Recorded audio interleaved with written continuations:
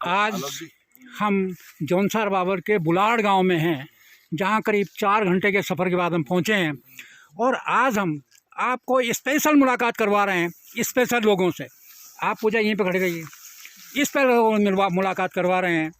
और हमें लगता था जब हमारे भगत दा जो महाराष्ट्र के गवर्नर रह चुके हैं वो 2 साल पहले रिजाइन करके आए, तो हम भी कहते थे कि इनको क्या हो गया है। और इन्होंने कहा कि नहीं, अब पहाड़ पे कुछ करना है अंतिम दिनों में बागवानी के लिए। और मुझे लगता है कि आज न सिर्फ हमारा बल्कि पूरे उत्तराखंड का एक नया जिसको कहते हैं सवेरा होने वाला है। आपकी मुलाकात करवाते हैं। ये हैं भगत दा, आप सब जानते होंगे, पूर्व मुख्यमंत्री और एक बाग में हैं और महाराष्ट्र के गवर्नर।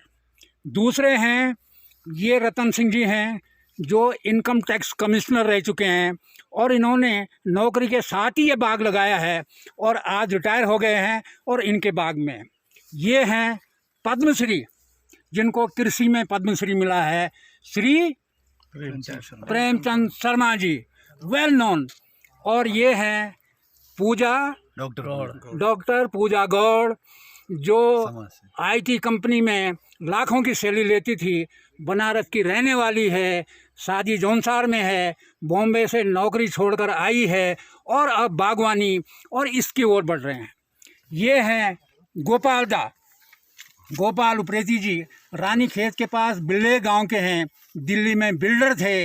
इन्होंने रिवर्स प्लान किया और Guinness book of world record में इनका नाम दर्ज है क्योंकि इन्होंने दुनिया में सबसे हाइट के जो धनिया 7.5 फुट का धनिया उगाया है और साथ ही साथ ये पहला ऑर्गेनिक सेब का बाग लगाया है।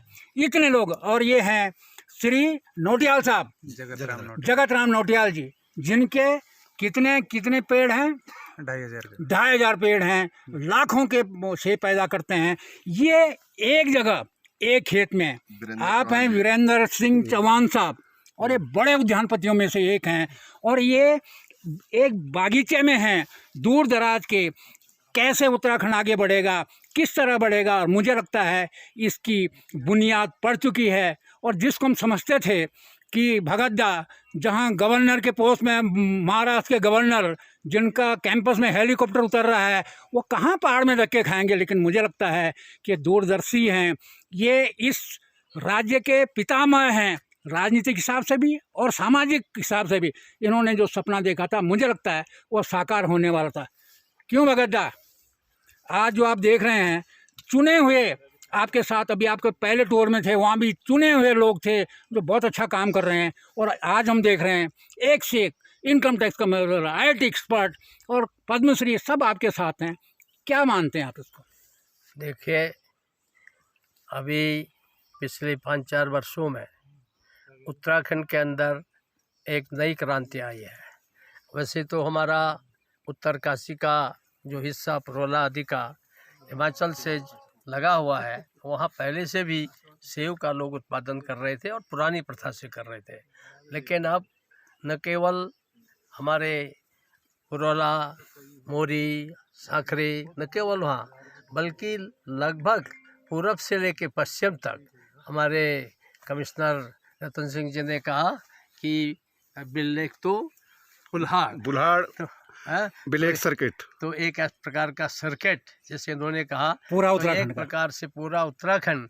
और मैं आपको बता दूं कि हमारे दूर मुनस्यारी और दूर कपकोट, वहाँ के गांवों में भी लोग सेब लगा रहे हैं, कीवी लगा रहे हैं और मशरूम पैदा कर रहे हैं। अभी आपने देखा इनके यहाँ कि इतना बढ़िया सेब है, लेकिन साथ में टमाटर को देख करके आप खुश हो गए, आपका मन जो है वो टमाटरों में लग गया है। तो ये समझो कि है, आप टमाटर देखोगे तो वहाँ मन लगेगा, सेब देखोगे तो वहाँ मन लग जाएगा। उस खेत वाले ने कहा मैं 4 ला के बेच चुका हूँ अभी और तो आप समझो कि हमारे शर्मा जी तो कब से सेब टमाटर उगाते हैं। तो इनके यहाँ तो मैं 15 साल पहले भी दिखाया था, पर अब वो फैलते फैलते सब जगह फैल रहा है और एक प्रकार से नई क्रांति है।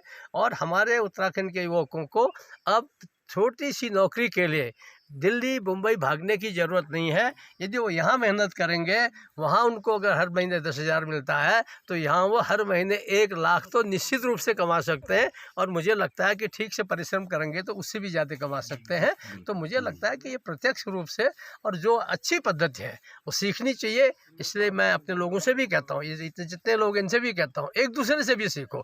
सीखना तब होता है जब आदमी देखता है कि भाई हाँ दूसरा कैसा कर रहा है, उससे सीख करके आगे बढ़ते हैं। तो मुझे लगता है कि अगर आपस में इस प्रकार का समन्वय होगा, इस प्रकार से हम लोग आपस में विचार विमर्श करेंगे, एक दूसरे को देखेंगे, तो एक्सचेंज करेंगे विचारों का, थॉट्स का, तो इसके कारण से निश्चित रूप से हम जो आज आत्मनिर्भर भारत चाह रहे हैं तो हमारा उत्तराखंड आत्मनिर्भर बनेगा। और आप जानते हैं कि मैं तो इसी के लिए आपके साथ लगा हूँ। रतन दा, आप इनकम टैक्स कमिश्नर रहे हैं, और इनकम टैक्स कमिश्नर तो बड़ी चीज़ें होती है, दिल्ली में 4-4 गाड़ियाँ क्लबों में होते हैं, आप कहाँ गांव में, कैसा लग रहा है?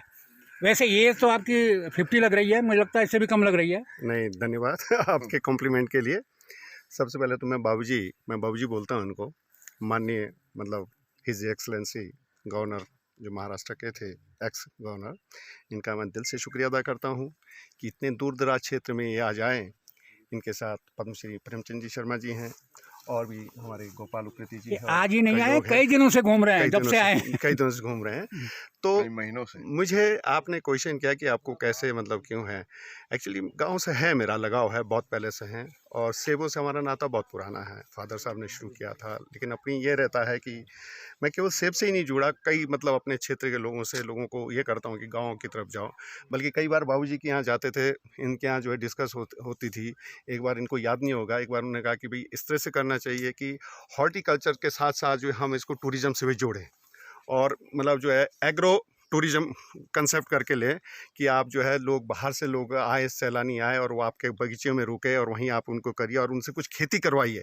और वो अगर एक प्लांट लगा के जाते हैं तो उसके बाद आपको पीछे से जो है आपको भेजेंगे कि साहब आप ज़रा फ़ोटो भेजिए जो मैंने प्लांट लगाया तो उसका क्या हुआ।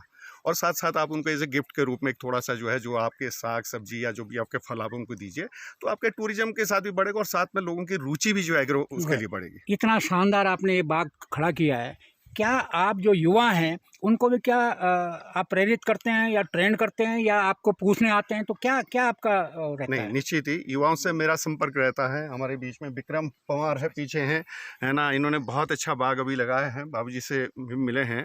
ये IIM अहमदाबाद से हैं, IIM अहमदाबाद थे, और ये तब मेरे से मिलता था, बड़ी नौकरियां सिविल छोड़ते हैं। सर्विसेज दे रहा था, तो बोलता था भैया मैं सिविल सर्विसेज दे रहा हूँ लेकिन मैं क्या करूँ। तो ये डिस्कस हो रही थी, मैंने कहा आप टूरिज्म के क्षेत्र में काम करो, बागवानी। तो हमारे जौन सार बौर और पूरे हमारे उत्तराखंड में नए लोग जो आ रहे हैं, ये 2-3 सालों से मैं देख रहा हूँ एक क्रांति आ गई है। और ये हमारे वीरेंद्र जी बगल में बैठे हैं, इन्होंने हमें देख के बड़ा अच्छा लग रहा है।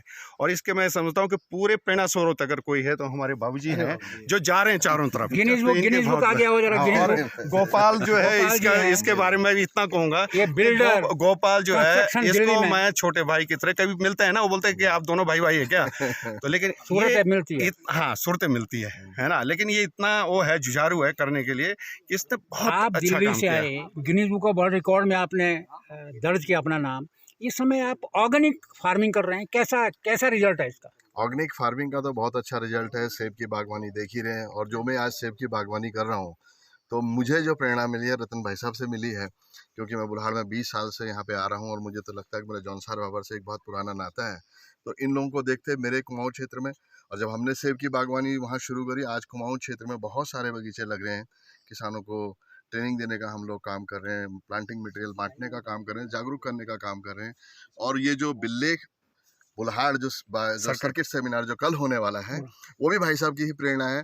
और हमें लगता है कि ये पूरे उत्तराखंड के अंदर एक नई क्रांति आएगी, नई चेतना आएगी, और बाबूजी के सर, मार्गदर्शन में। क्या आपको ये नहीं लगता है कि ऐसे लोग जिन्होंने बहुत शानदार काम कर रहे हैं, इनमें हमारे बागवान भी हैं, क्या ये मास्टर ट्रेनर नहीं होना चाहिए कि हम बजाय देहरादून के होटलों में ट्रेनिंग दें, बागवान वहाँ जाते हैं, हम नौणी जाएं दूसरी यूनिवर्सिटी में, यहाँ इस बगीचों में हो? देखो विजयन, मैं मंत्री रहा हूँ, मुख्यमंत्री रहा हूँ, गवर्नर रहा हूँ।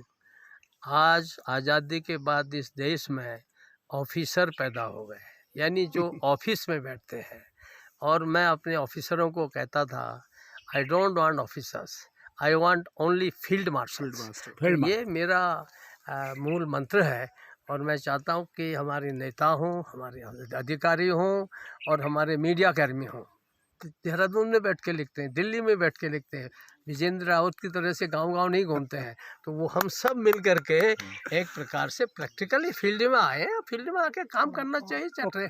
ट्रेनिंग भी इसीलिए होती है, इसलिए हम लोग बहुत बार कहते हैं लैब से क्या होता है, लैब को लैंड तक लाओ, ये हम बहुत पहले से कहते हैं। तो इसलिए मुझे लगता है कि एक नया समय आ रहा है, नया युग आ रहा है, अच्छा आ रहा है हमारे लिए। धन्यवाद। गोष्ठी होने वाली है। मैं भी बोल रहा हूँ। हाँ जी, पद्मश्री। देखिए कि आज हमको जो है, जो यहाँ पर ये देखने को मिला है, अधिकारियों के लिए तो ये है मार्गदर्शक।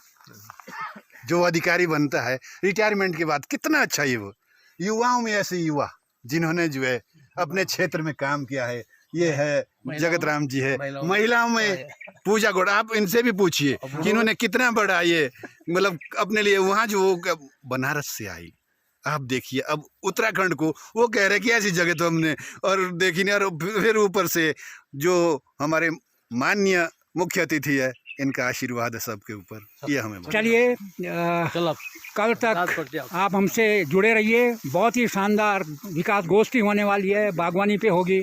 और आप कल तक आइए, बुलाड़ रहिए और अपने खेतों को बंजर खेतों में सोना उगाइए।